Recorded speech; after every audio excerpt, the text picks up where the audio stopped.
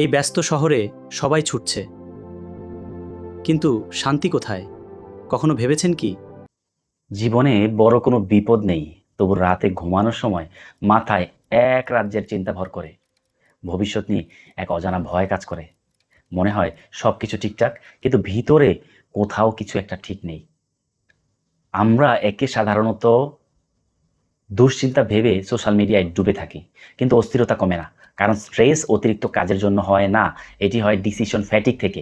মোবাইলের ব্যাকগ্রাউন্ডে অনেক অ্যাপ খোলা থাকলে যেমন ব্যাটারি দ্রুত শেষ হয়, ঠিক তেমনি মনের ভিতর জ্বলে থাকা অসম্পূর্ণ সিদ্ধান্তগুলো আপনার মেন্টাল এনার্জি শেষ করে দিচ্ছে।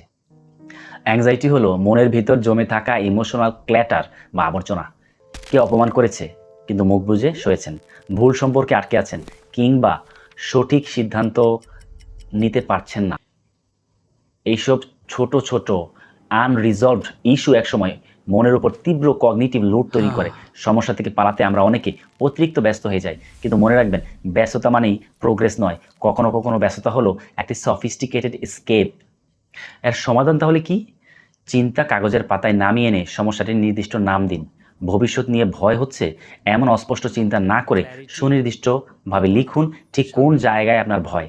যখনই সমস্যার মুখোমুখি হয়ে সুনির্দিষ্ট ক্ল্যারিটি পাবেন, মস্তিষ্ক তখন ভয়ের বদলে অ্যাকশন নেওয়ার রাস্তা খুঁজে পাবে।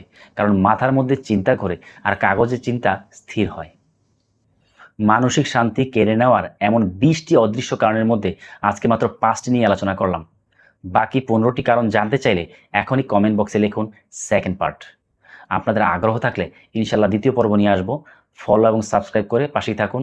সালামু আলাইকুম ওয়া রাহমাতুল্লাহি ওয়া বারাকাতুহু।